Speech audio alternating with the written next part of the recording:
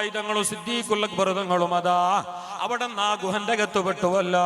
മഹാനരെ തേടിയിട്ട് ഹബീബായ നബി തങ്ങളെയും സിദ്ദീഖ് തങ്ങളെയും തേടിയിട്ട് ആ ഗുഹ പരിസരത്ത് ശത്രുക്കളതാ എത്തിയല്ലോ. വാളും വടിയും പിടിച്ചിട്ട് അബൂജഹലിന്റെ നേതൃത്വത്തിൽ ഹബീബായ നബി തങ്ങളെ സിദ്ദീഖ് തങ്ങളെ വകവരുത്താൻ, കൊല ചെയ്യാൻ, കൊന്നൊടുക്കാൻ ശത്രുക്കൾ അങ്ങനെ വന്നിട്ട് തേടിക്കൊണ്ടിരിക്കുമ്പോ ഗുഹന്റെ അകത്ത് നിന്ന് സിദ്ദീഖ് റളിയല്ലാഹു അൻഹു ശത്രുക്കളെ കാണുന്നു, ദൂരെ നിന്ന് വരുന്നത് കാണുന്നു.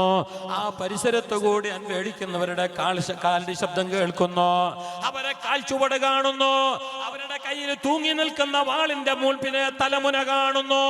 ഇത് കണ്ടപ്പോ സിദ്ദീഖ് തങ്ങളുടെ നബിയോട് പറഞ്ഞു, നബിയേ അതാ ശത്രുക്കൾ ഇവിടെ എത്തി നബിയേ, കണ്ണെത്തും ദൂരത്താണ്, വിളിപ്പുറത്താണ്. ഇനി ഞങ്ങൾക്ക് ഓടിയകലാൻ ഒരവസ്ഥയില്ല, മാറി നിൽക്കാൻ ഒരിടമില്ല. ഇതിന്റെ അകത്ത് വിട്ടുപോയല്ല.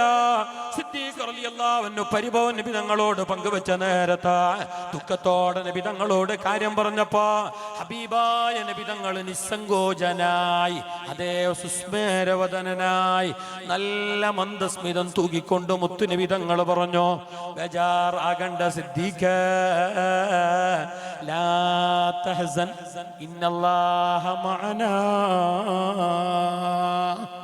അല്ലാഹ് കൂടെയുണ്ട്, അല്ലാഹ് ഉണ്ട്.